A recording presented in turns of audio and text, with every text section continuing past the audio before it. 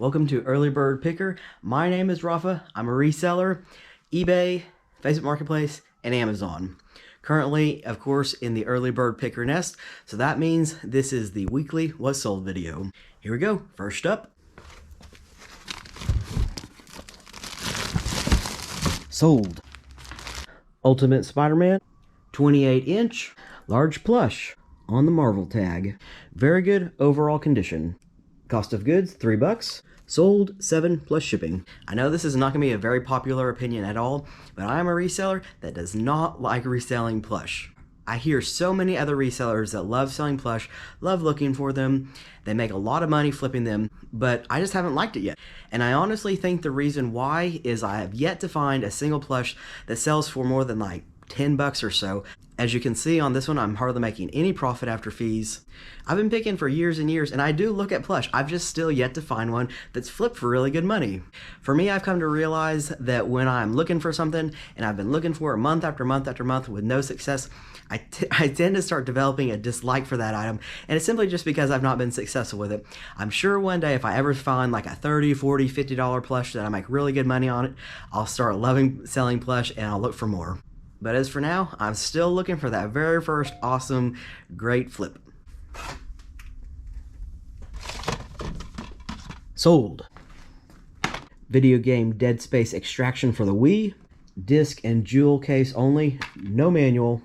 Cost of goods, $1, garage sale. Sold, $13 plus shipping, eBay, USPS, first class mail. I'm going to be honest on this one. I took a risk that I do not usually take. I'm usually a big rule follower when it comes to listing items under certain condition rules or like shipping rules, just things along that nature. Here's the deal on this one. The disc on this game is in top-notch, excellent condition. There's basically no flaws on it.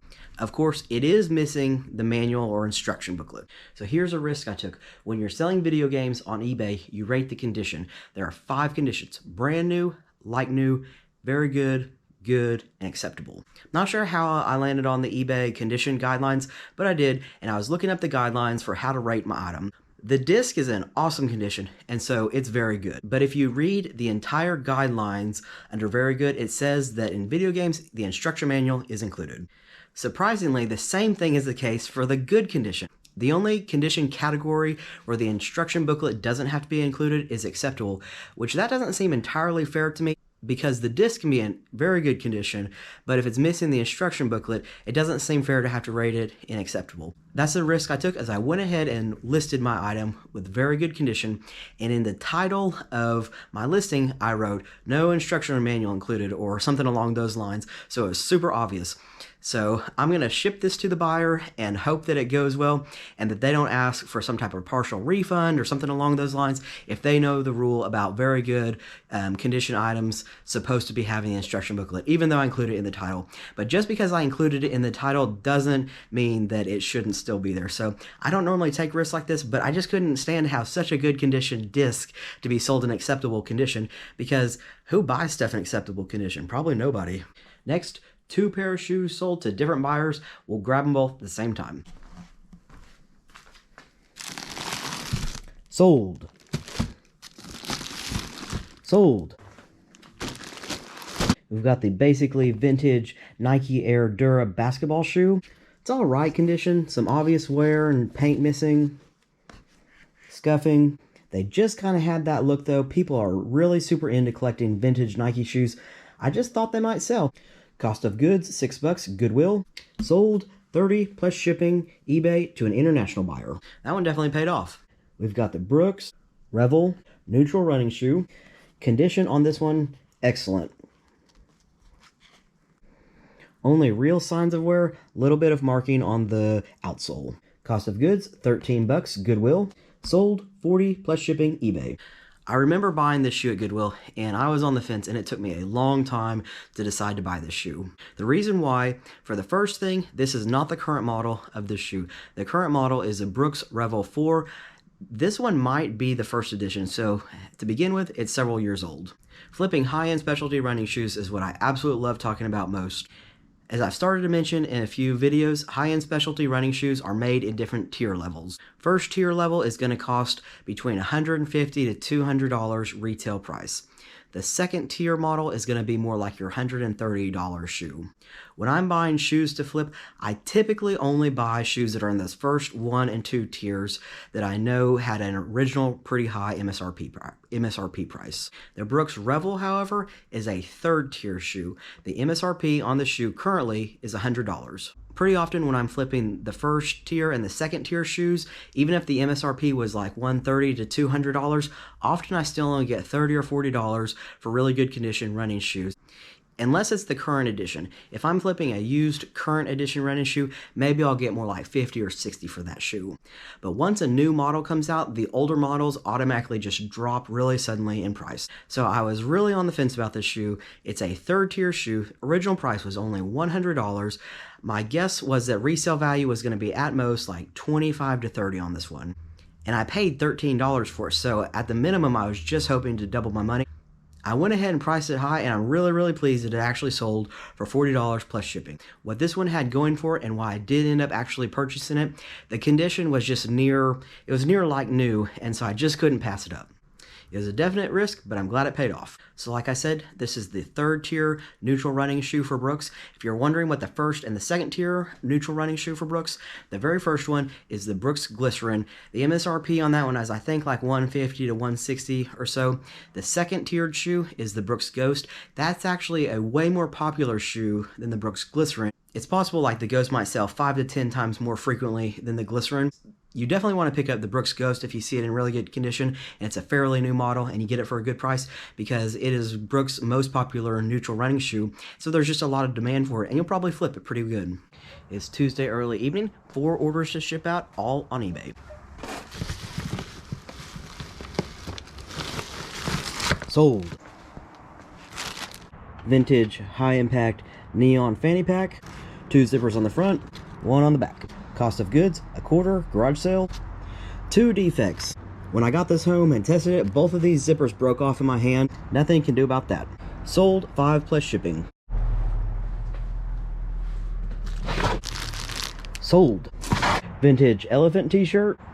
Artist is Harlequin. Dated 88. Pretty cool Harlequin tag. Extra large. Made in the USA. Single stitch arm sleeves. Single stitch bottom hem. Front only graphic. Wishing there was a back graphic. Cost of goods, $1, thrift store. Sold, $25 plus shipping, eBay.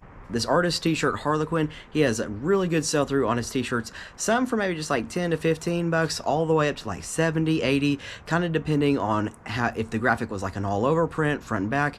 I thought this one was pretty cool. It was the only one I could find of it, so I went ahead and put that it was rare in my description. Plus, it's over 30 years old, so that was really cool. Sold. This is a Michael Graves Alessi tea kettle, stainless steel, with a spinner. Overall good condition. Cost of goods, $3. Sold, $41 plus shipping, eBay. This Alessi brand is definitely a BOLO when it comes to tea kettles. This sold in just 2 days. Sold. Beaterlac cuddle wrap, kind of like a red-green plaid, new in the package. Made in the USA. Cost of goods, $5. Sold, $50 plus shipping, eBay in just under 4 hours. This packaging looks vintage to me, but it didn't have a date on it, so I didn't label it as vintage, but it's very possible that maybe this is vintage. Vintage blankets can go for some really good money if you still find them new in the package. Sold. Sportscraft Monster Wedge. Gag gift. Approximately 40 inches in length. Cost of goods, $1. I remember purchasing this a year ago from the thrift store right by my house. I only knew to pick it up or to even look it up because I just watched a YouTube video from somebody else and they had sold like something like a 5-foot tennis racket that sold for incredible money. And so I just decided to look this up thinking that maybe it's the same thing, has some value, and it certainly does. Even in cracked, defective condition. Sold, $20.10 plus an incredible $36.45 in shipping. It's gonna ship in a box that's 42 by 12 by 4. The buyer paid like 1.5 times the price of the item in shipping to get this where it's going. This would have sold, I think, for maybe like closer to 40 or 50 bucks plus shipping had it not been cracked. One last small sale of the evening on eBay. Sold. Massimo Bizzocchi tie, 60 inches, 100% silk, made in Italy. Very good condition. I got this a couple months ago. In general, I'm always trying to learn new categories and new items to flip. I'm just always trying to expand my knowledge base. My strategy for ties, I have a really hard time for some reason listening to other people talk about ties, which ones to buy. I have a hard time remembering the name. A lot of times the names, for whatever reason, are just hard to remember, like Massimo Bizzocchi or however you say that one. Anyway, so my strategy was to, when I'm at a thrift store, look up like 10 ties at a time, and if I didn't find any good ones, move on. This is the only one that I found so far that was worth a little bit of money. I had the price higher and I dropped it down. Cost of goods on this one was only $2. It sold for $9 plus shipping. I've kind of put the brakes on ties, honestly, just because I have so much inventory that's unlisted right now. I still really want to learn what ties are good to resell, but I just simply don't have the time to be looking them all up right now. And I'm really happy with the stuff that I have in my inventory that needs to be listed. That said, though, I still at some point do want to learn them, because what really is appealing to me about them is how lightweight they are, easy to store, easy to ship, just really pretty simple in general. It's Wednesday night, a really good day in sales, 7 total sales, 1 Facebook Marketplace, 6 on eBay. 2 things sold from this bin. Sold. Art piece Nifty Drifty, artist Joan Mitchell, 1973. Trio of snails. Wall hook, somewhat rare. I know next to nothing about art, artwork, artists, but whenever I find art pieces, it sure is fun to look them up sometimes, just for the rare chance that maybe you've got something of value. When I looked this up on eBay to begin with in the thrift store, I only put in like Joan Mitchell art or something like that, and I was blown away. Some of her pieces go for hundreds, thousands, some under 100, so really just kind of all over the place. But I knew the fact that I had something in my hand by her, it was definitely going to be worth picking up, because at the thrift store that I got this from yesterday, I paid like less than $1 for everything. This is not one of her more valuable pieces by any stretch of the imagination, but it is kind of more rare and just cool that I found a piece from her. Not to mention, she's a super easy to remember artist now because, of course, Joni Mitchell, so it'll be easy to remember Joan Mitchell. Cost of goods, 80 cents. Sold in under an hour, 25 free ship, Facebook Marketplace. Gonna pay $3.50 to ship this. I'm gonna take away $21.50. Obviously, this piece is a little more rare. It's from 1973. Not a ton of these have sold in the last 3 months on eBay. Maybe none, actually. And so I definitely looked this up on WorthPoint app. That tells you years and years and years of history, of sales history on eBay, possibly other sites too. And so there was a lot of these nifty, drifty art pieces by her on that site. Would let me know that most of them go for about 15 to 20 bucks. I honestly think that I might have underpriced this one a little bit. I should have asked her a little bit more, because it sold, like I said, less than an hour. Dick Weber Wristmaster size small, vintage bowling wrist brace, excellent use condition. It was found in that Mickey bowling bag, which I cannot believe hasn't sold. It's super rare, it's Brunswick, and I guess I'm gonna have to lower the price. Cost of goods, 75 cents. Sold, 8 plus shipping, eBay.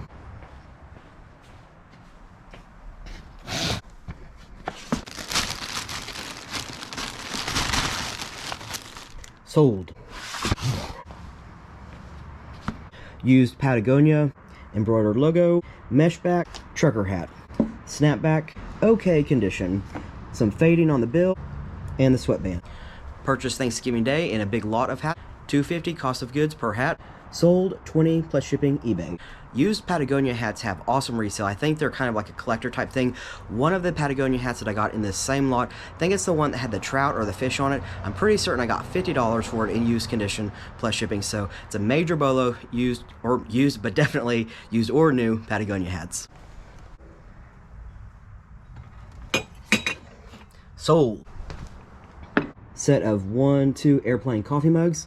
B-17G Flying Fortress, specs on the back. P-51D Mustang, also with specs on the back. Very good toward excellent condition. Cost of goods, $1 total. Sold, 20 plus shipping, eBay. Shipping to an international buyer who is paying more in shipping than he is for the mugs. These are fairly rare, I guess, and he really wanted them. Sold. The Real Reject, Jimmy Choo, Margot Gray suede heels. Cost of goods, $50. This one's a painful one. I paid $50 at Goodwill for these used Jimmy Choo shoes. I've never sold any luxury brand basically before, and this was my first shot at it, and that's what happens a lot of time when you take your first shot at something. It doesn't go too well. Sold $55 plus shipping eBay. After fees, I'm coming away probably still losing a few dollars. I'm just honestly glad to be making most of my $50 back on this one. So the deal with these, if you watch my video from a couple months ago, I sent these in to The Real Real. The Real Real is a consignment, like online shop for luxury goods, and Jimmy Choo is definitely a qualifying luxury good. I had an online meeting with somebody, like a video chat, where they looked at these shoes and said they thought they were in excellent condition, which I agree for the most part, they are in excellent condition. Let me show you like a 360 view. There's that side. So the suede upper looks to be in excellent condition. The inside looks really good. Obviously, on the outsole, there's wear. The biggest issue is right there at the very tip. I don't even know what you'd call that on a heel. Whatever this material is right here, it's like not complete to the end of the heel. It's not as bad on this one. I really thought they were still in pretty good condition. The Real Real did not agree. I honestly don't know if I'd ever do The Real Real again. Here's the deal. You send them in, they sell the shoes for you, they do everything for you. They take care of the customer service aspect, the selling, the listing, the photos, the shipping, but you only get like 40 to 50% of what the sales price is. And so these shoes would have had to sell, if they even sold for just $100, I still would have only gotten back what I put into them. They would have had to sell like for a couple hundred, or like 150 or more for me to see any sort of profit on them. But they weren't good enough for The Real Real. The Real Real paid for me to send the shoes in, and then like a month later they sent them back to me, and it said that they were in like too worn condition. So The Real Real has a really high standard of like what they accept on their site. If you ever want to look into it, just kind of be careful, know what their terms of agreement are, what the consignment value is, and just know that they're really, really picky. I was left just to put these on eBay and Facebook Marketplace because those are the really two only other platforms that I sell shoes on. Amazon, I pretty much just sell books and maybe like a couple other things. I'm not allowed to sell shoes on there. So when The Real Real sent them back to me, like rejected, I knew I wasn't going to make good profit on them. I'm just really happy to get most of my money back.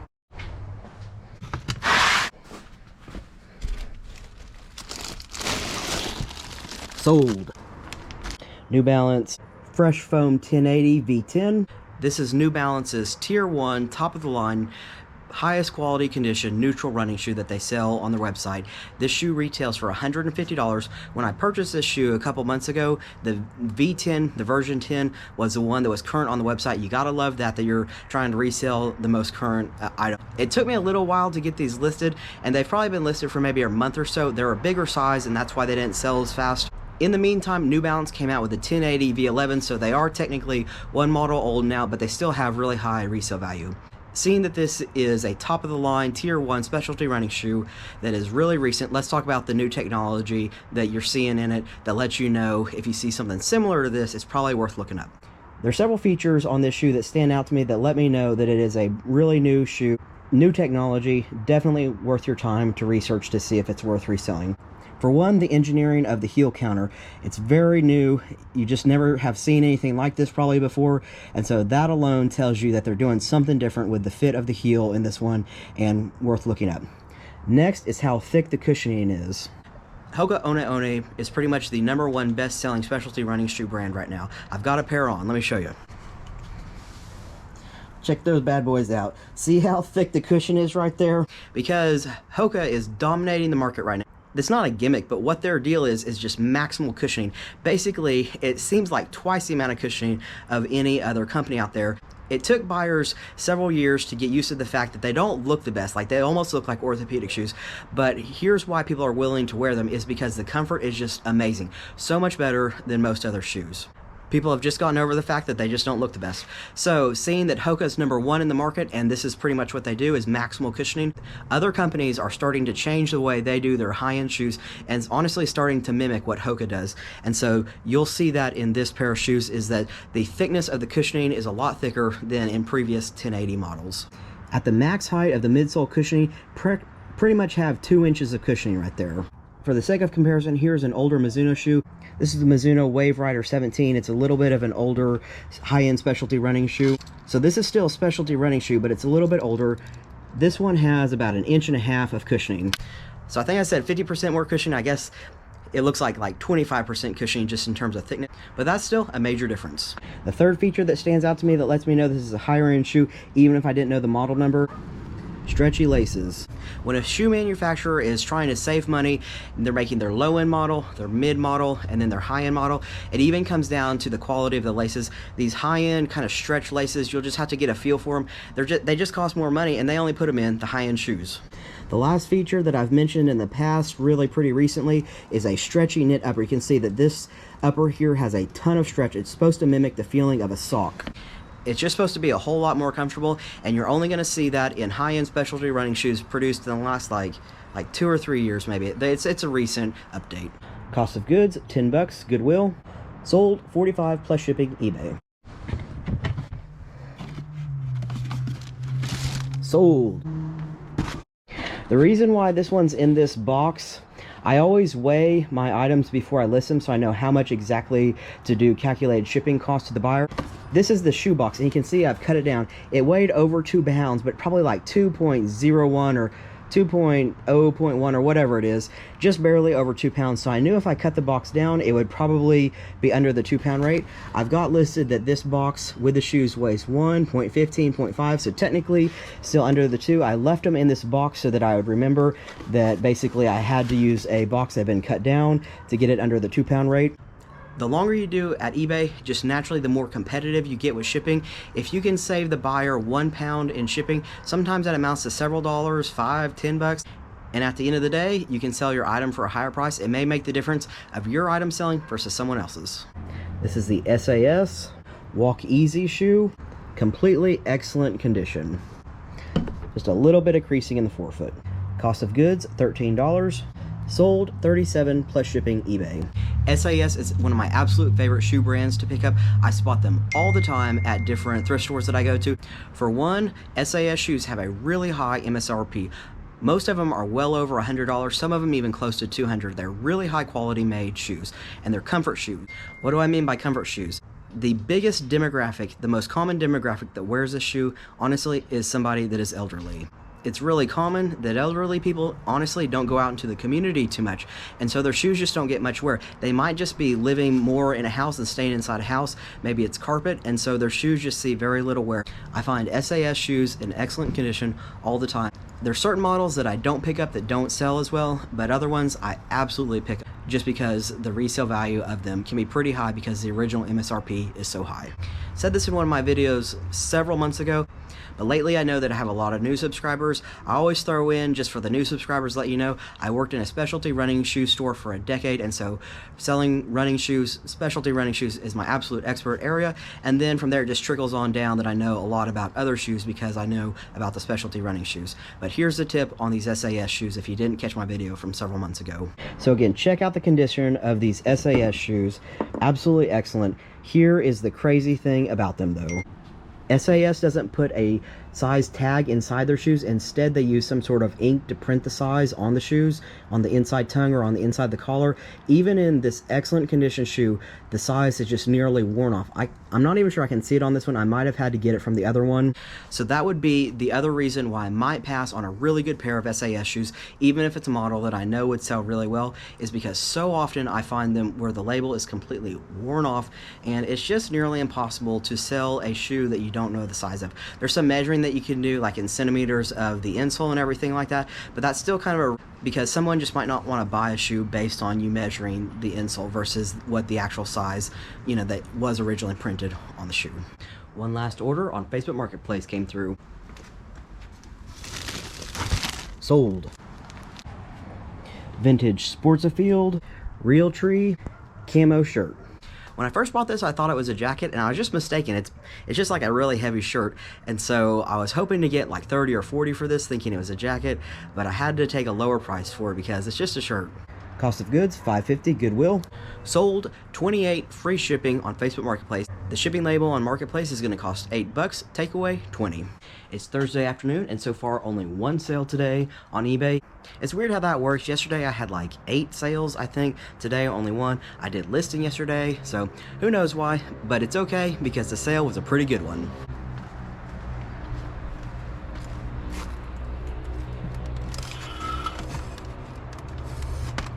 Sold. Chrysler factory radio, CD player, MP3, Sirius. Cost of goods $5, garage sale. Sold $99.99 plus shipping, eBay. Over the past several years, I've flipped several car factory stereo radios. They are a definite BOLO. They can sell for really good money like this one did. I only had 5 in, got 100 plus shipping out. If you've never resold one before, the main thing that you have to know is to look up the part number. Every one that I've ever found has the part number on a sticker on the radio, and it makes it really easy to find a sold comp on eBay. This sold in less than a day. 2 more sales this evening, both of them on eBay, both of them pretty good. Sold. Vision by Corning, 4.5 liter Dutch oven stock pot, made in the USA, amber colored glass with a Pyrex lid. Excellent used condition. Cost of goods $8, Goodwill. Sold $38 plus shipping, eBay. This amber glass Vision Corningware is one of my favorite things to resell. I'm just really drawn to vintage like cookware for some reason. And this is like the second thing I think in 2 weeks that have sold of this amber colored glass Vision Corningware, which means that I get to start picking it up again. I did find one earlier this week in Goodwill. It was a skillet, but it just really wasn't worth reselling. I'm going to keep my eye out for the pieces that are worth it.